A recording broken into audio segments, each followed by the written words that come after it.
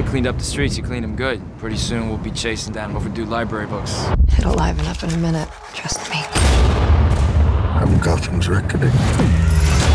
Mr. Fox, get me back in the game. I call it the Bat. And yes, Mr. Wayne, it does come in black. Hi, I'm Christopher John Farley. I'm the editor of the Speakeasy blog and a senior editor at the Wall Street Journal. And I've just seen the new Batman movie, The Dark Knight Rises. And I have a little bit of advice for you, and that is to stop reading about The Dark Knight Rises. Stop surfing the net to find out more information about The Dark Knight Rises.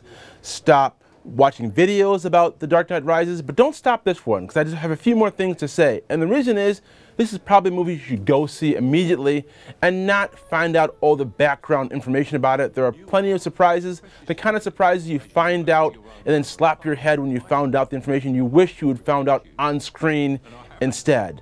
The reviews are already in. This is a spectacularly good movie. Our own movie critic, Joe Morgenstern, has praised it, so that's all you need to know. The recommendations are there. Go see the movie. What makes it so interesting? Well, this is a whole summer of superhero movies. And first things were kicked off by the Avengers. Next we had the Amazing Spider-Man. But this really is the climax of the summer in terms of costume crusaders. This is a trilogy that's been building for a long time and finally reaches its conclusion with The Dark Knight Rises.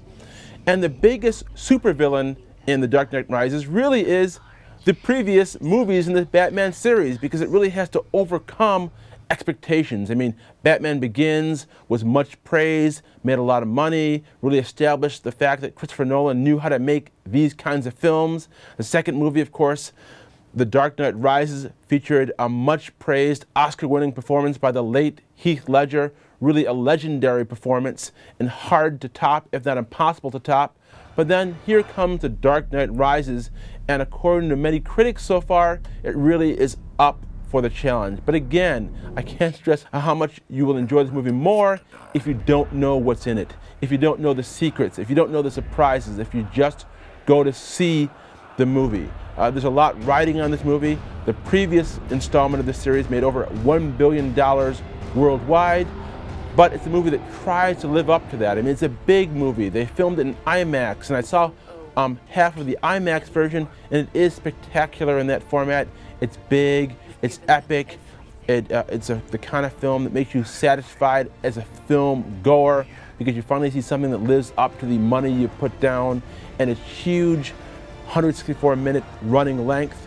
But time will tell whether it actually breaks all the records which it's poised to break. I mean, the Avengers set a new mark with $200 million in its opening weekend. Can this new Christopher Nolan film do that? We'll have to wait and see whether it's up for that challenge. I'm Christopher John Farley with the Wall Street Journal.